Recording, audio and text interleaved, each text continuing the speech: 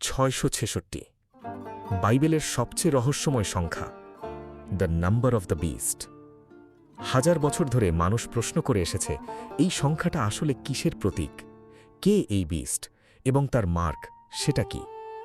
কিন্তু আজ আমরা যে জায়গায় যাব সেটা অনেকেই আশা করেননি।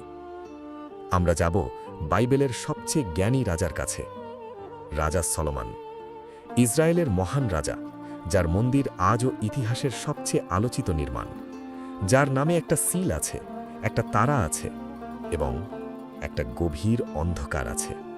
এই ডকুমেন্টারিতে আমরা যে প্রশ্নগুলো তুলব সেগুলো অনেক মানুষ কখনো করেনি, কারণ প্রশ্নগুলো অস্বস্তিকর।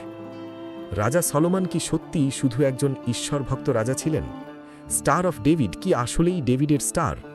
আর বাইবেলে বর্ণিত 666 সংখ্যার সাথে সলোমনের সম্পর্ক কি? এই প্রশ্নগুলোর উত্তর খুঁজতে গিয়ে আমরা মুখোমুখি হব একটা বিশাল অর্গানাইজড সিস্টেমের, যেটা ভ্যাটিকান থেকে শুরু করে বিশ্বের শীর্ষ সরকার, সামরিক বাহিনী এবং বড় কর্পোরেশনস পর্যন্ত বিস্তৃত। এবং এই পুরো সিস্টেমের কেন্দ্রে আছে একটা অতি পুরনো উপাসনা, সান গডের উপাসনা। বাইবেলের রাজা সলোমন সম্পর্কে বলা হয়েছে তিনি এমন জ্ঞান পেয়েছিলেন যা আর কোনো মানুষকে দেওয়া হয়নি। তিনি ইসরায়েলের সোনালী যুগের রাজা। কিন্তু একই বাইবেলে আরও বলা হয়েছে সলোমন পরবর্তী জীবনে ঈশ্বরের পথ ছেড়ে দিয়েছিলেন। তিনি বাল এবং অ্যাস্টোরেথের পূজা শুরু করেছিলেন। 1 কিংস 11:1-13 এই অধ্যায়ে সলোমনের আইডলট্রির বিস্তারিত বর্ণনা আছে। তিনি কেমশ, মিলকম এবং অ্যাস্টোরেথের সামনে মাথা নত করেছিলেন। এবং এখানেই গুরুত্বপূর্ণ একটা সংযোগ, মোলেক, কেমশ, মিলকম এই সব নাম আসলে একই সত্তাকে নির্দেশ করে, নিমরড, বাল, সানগড, সেটন। তাহলে ইসরায়েলের সবচেয়ে জ্ঞানী রাজা শেষ পর্যন্ত সানগডের উপাসক হয়ে গেলেন। এই ঘটনাটা বিচ্ছিন্ন নয়, এটা একটা দীর্ঘ ইতিহাসের অংশ। বাইবেলের রেভেলেশন 13:18 বলা হয়েছে, here is wisdom, let him that had understanding count the number of the beast, for it is the number of a man, and his number is 603 অর্থাৎ 663 নয়, 603 এবং 6। এবং এই সংখ্যাটা প্রথমে কোথায় পাওয়া যায়? 1 Kings 10:14-এ। Now the weight of gold that came to Solomon in 1 year was 603 talents of gold. রাজা সলোমন প্রতি বছর 666 ট্যালেন্টস সোনা পেতেন। এটা কি শুধু কোইন্সিডেন্স? কিন্তু আরও আছে। এজরা 2:1 এবং 2:13-এ একটা নাম পাওয়া যায়, আদোনিকম। এই আদোনিকমের বংশধরের সংখ্যা ছিল 666 এবং আদোনিকম শব্দের অর্থ শত্রুদের প্রভু।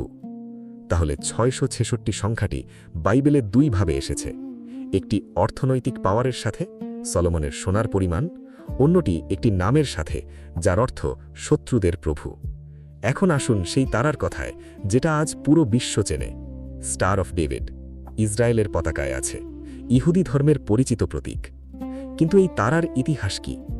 বাইবেলের এমস 5:26-এ এই তারার উল্লেখ আছে এবং অ্যাক্টস 7:33-তে এটাকে বলা হয়েছে স্টার অফ রেমফান। এবং রেমফান আসলে কে? স্যাটার্ন, সেই একই সান গড। সলোমন যখন আইডলট্রিতে ডুবে গেলেন তখন তিনি এই তারাটিকে নিজের প্রতীক হিসেবে গ্রহণ করলেন।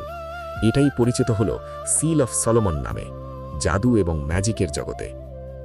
এখন 1891 সালে এই তারাটি জায়নিস্ট মুভমেন্টের পলিটিক্যাল সিম্বল হিসেবে গৃহীত হয় এবং 1948 সালে ইসরায়েল রাষ্ট্র প্রতিষ্ঠার সময় এই স্টার অফ রেমফানি হয়ে গেল স্টেট অফ ইসরায়েলের জাতীয় প্রতীক। এই রাষ্ট্র প্রতিষ্ঠার পেছনে যে মুভমেন্ট ছিল সেটা ফ্রি মেসনরি দ্বারা পরিচালিত ছিল বলে দাবি করা হয়।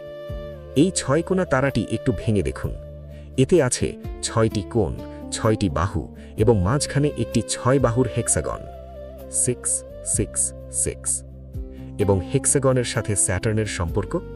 স্যাটার্ন গ্রহের উত্তর মেরুতে একটা বিশাল হেক্সাগনাল স্টর্ম আছে যা বিজ্ঞানীরা আজও পুরোপুরি ব্যাখ্যা করতে পারেননি। অকাল্টের বিশ্বাস এই হেক্সাগন হল স্যাটার্নের অর্থাৎ নিমরড বা সেইটানের প্রতীক। এবং টেম্পল মাউন্টের নিচে যে প্রাচীন কাঠামো আছে সেটাও হেক্সাগনাল শেপের বলে দাবি করা হয়। ইলুমিনাটির এজেন্ডার কেন্দ্রে আছে সেই টেম্পল মাউন্ট। প্রথম শতকের রোমানো জুইশ ঐতিহাসিক জোসেফাস একটা বইয়ের উল্লেখ করেছেন যেটা সলোমনের নামে প্রচলিত ছিল। এই বইতে ডেমন সামানিংয়ের ইনক্যান্টেশন ছিল। এটাই পরিচিত একটা ধারণার সাথে, গ্রিমোয়ার। গ্রিমোয়ার হল ম্যাজিকের টেক্সট বুক, যেখানে লেখা থাকে কিভাবে সুপারন্যাচুরাল এন্টিটিসদের ইনভোক করতে হয়, কিভাবে ট্যালিসম্যান আর অ্যামুলেট তৈরি করতে হয়। টেস্টামেন্ট অফ সলোমন নামের একটি প্রাচীন গ্রিক ম্যানুস্ক্রিপ্ট আছে। এটা প্রবাবলি ব্যাবিলনিয়া বা ইজিপ্টে লেখা হয়েছিল। এতে বলা হয়েছে সলোমনের টেম্পল তৈরিতে ডেমনরা বাধা দিচ্ছিল, যতক্ষণ না আর্কএঞ্জেল মাইকেল রাজাকে একটা ম্যাজিক্যাল রিং দেন। সেই রিংয়ে ছিল সিল অফ সলোমন। এই আংটির ক্ষমতায় সলোমন ডেমনদের বন্দী করতেন এবং কাজে লাগাতেন। এবং পরবর্তীতে সেই সলোমনই মলক, বাল এবং রাফার উপাসনায় লিপ্ত হলেন। আপনি কি জানেন লর্ড অফ দ্য রিংস চলচ্চিত্রটি কিসের উপর ভিত্তি করে তৈরি? 1967-এ প্রফেসর টোলকিন বলেছিলেন তার মিডল আর্থের সেটিং ছিল আনুমানিক 4000 বিসি। এবং লক্ষণীয় বিষয় হল এই 4000 বিসিতে আনুনাকি ওভারলর্ডসদের সময় থেকে রিং ছিল ক্ষমতার প্রাথমিক প্রতীক। প্রাচীন মেসোপটেমিয়াতে মিউনিসিপ্যাল গভর্নমেন্ট ও কিংলি প্র্যাকটিস প্রতিষ্ঠায় এই আনুনাকিদের ভূমিকার কথা রেকর্ডেড আছে। টোলকিনের ওয়ান রিং যে 9টি আংটিকে নিয়ন্ত্রণ করে, এই কনসেপ্টটি সলোমনের আংটির লেজেন্ড থেকে সরাসরি অনুপ্রাণিত।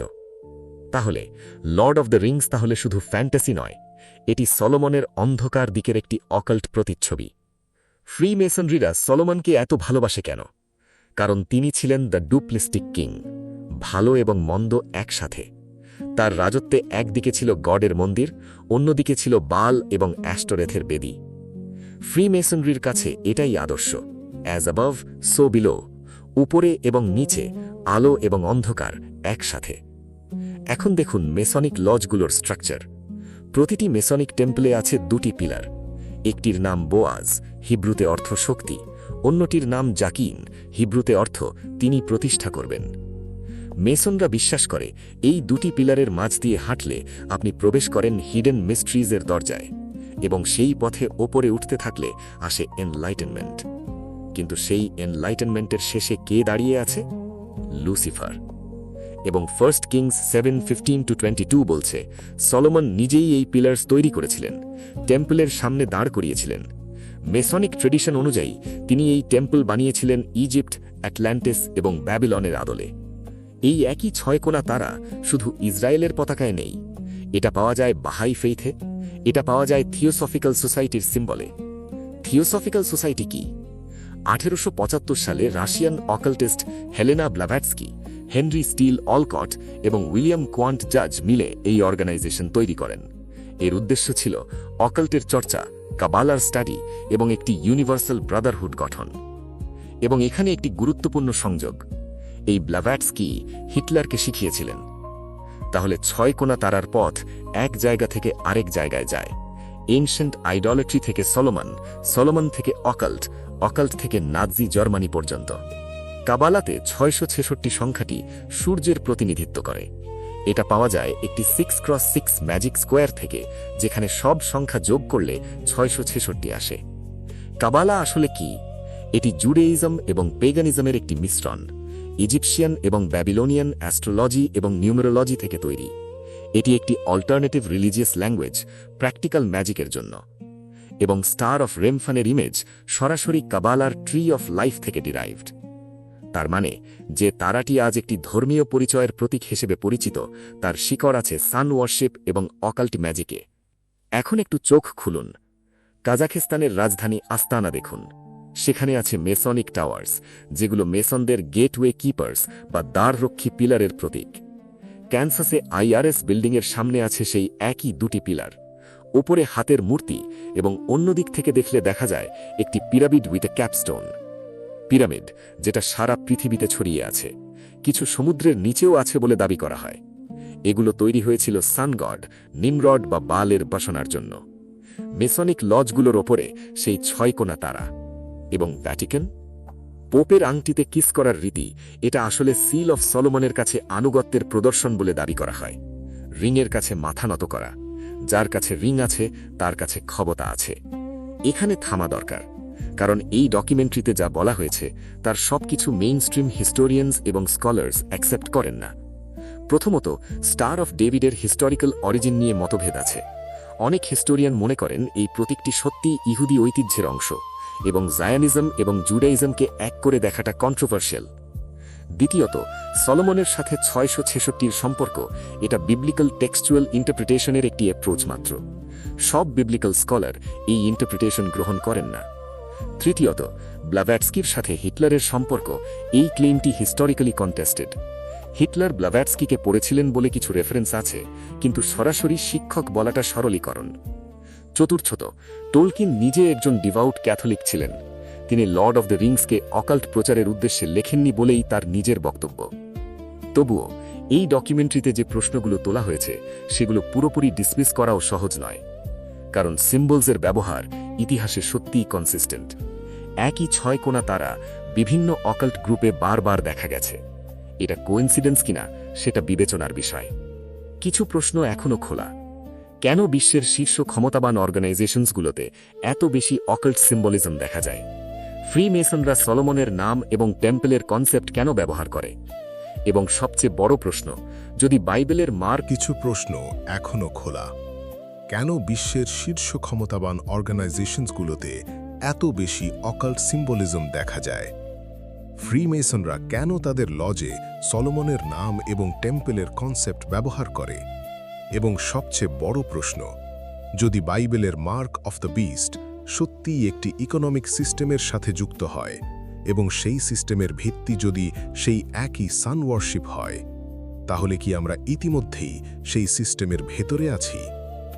আজ আমরা যা দেখলাম, রাজা সলোমন যিনি জ্ঞান দিয়ে শুরু করেছিলেন, শেষ করেছিলেন আইডোলাট্রি দিয়ে।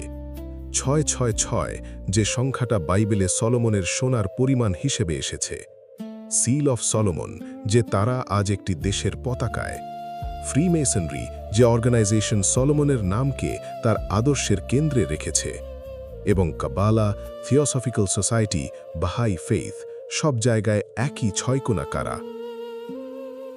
ডকুমেন্টটির একটি প্রেয়ার দিয়ে শেষ হয়েছে। Help me Lord to understand your mysteries. Give us strength and keep teaching us how to stand against the darkness in this world and to fight against it spiritually. সত্য মিথ্যার বিচার আপনার, কিন্তু একটা কথা বলা যায় নিশ্চিতভাবে, ইতিহাসের পুনরাবৃত্তি ঘটে। আর যে আইডোলাট্রি বাইবেলের যুগে ছিল, তার প্রতীকগুলো আজও আমাদের চারপাশে, শুধু নতুন নামে, নতুন রূপে।